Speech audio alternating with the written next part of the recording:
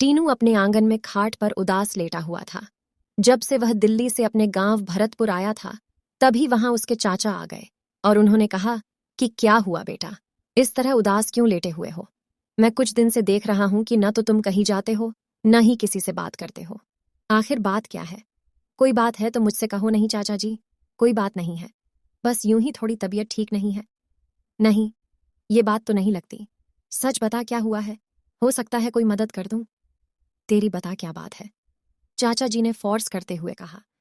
तो फिर टीनू ने अपने दिल की बात चाचा जी से कह दी कि वह किस तरह एक लड़की से मिला था और उन दोनों में प्यार हुआ, और लड़की के घर के किसी रिश्तेदार ने उन दोनों को साथ देख लिया और लड़की के घर पर कह दिया।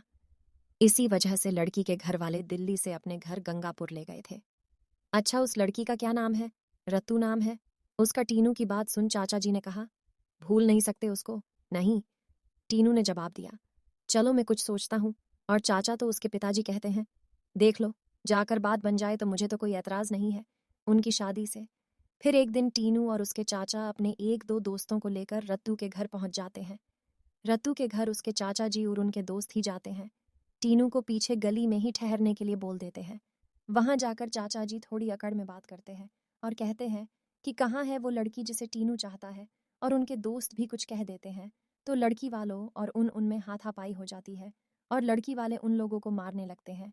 चाचा जी के दोस्त भाग जाते हैं और चाचा जी को वो लोग पकड़ लेते हैं और पुलिस में पकड़वा देते हैं। अपहरण का केस लगाकर और किसी दूसरी लड़की से गवाही दिलवा देते हैं। कुछ दिन बाद बड़ी मुश्किल से टीनू के घर वाले चाचा जी को पुलिस की कैद से कुछ पैसे ले देकर छुड़वा लाते हैं। टीनू के पिताजी कहते हैं कि तुम उस लड़की को भूल जाओ, अब कुछ नहीं हो सकता।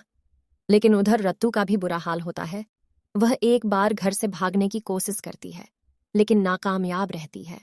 लेकिन वह हार नहीं मानती और एक बार फिर मौका देख घर से भाग जाती है और सीधा दिल्ली पहुंच जाती है और किसी के नंबर फोन करके टीनू को बताती है कि वह घर से भाग आई है। उधर टीनू के पिता के यहाँ फोन आता है रत्तू के घर वालों का, और वो लोग कहते हैं कि यदि हमारी बेटी को कुछ हुआ तो हम छोड़ेंगे नहीं। तो टीनू के पिता ने कहा, अपनी बेटी संभलती नहीं, दूसरों को धमकी देते हो, देख लेंगे तुम लोगों को क्या कर लोगे।